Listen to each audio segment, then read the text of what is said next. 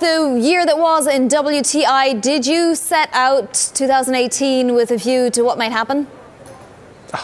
Not what we saw going up into October. With crude at $75, fundamentally, you just didn't see it other than the fact that everyone was anticipating that the equity markets were going to continue to steam forward.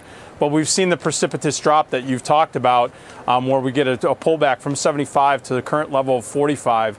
And this is going to be a battleground right now. That $45 level is somewhere where we didn't anticipate it getting there this fast, especially when we saw crude at 50 plus the last time I was on about a week and a half ago.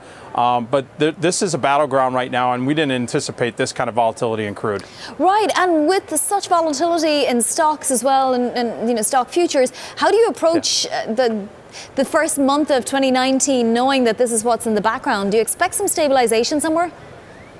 Yeah, you know what? This is what you need to do. You need to start looking at the crude option markets, and you need to start seeing what they're pricing in. There's a lot of subjective pieces of information out there, as far as crude stocks, as far as what OPEC's going to do, import exports. We have delayed reports now with the government shutdown. So when you look at the crude options over the next 16 days, they're pricing in about a $4 move. So that basically means with crude right now, in going into the January expiration cycle, which is the first couple weeks of the new year, you can expect that crude could challenge 41 or it could get as high as 49. Now, there's about a 20% probability of that occurring and about a 40% probability of a touch.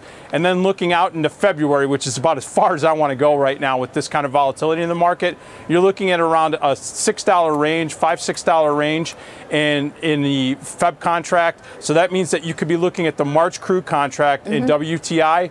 It could be somewhere between 51 and right around that 49, around the 40 to 39 level. So we're going to watch that closely. But that's what I would be watching going into the new year.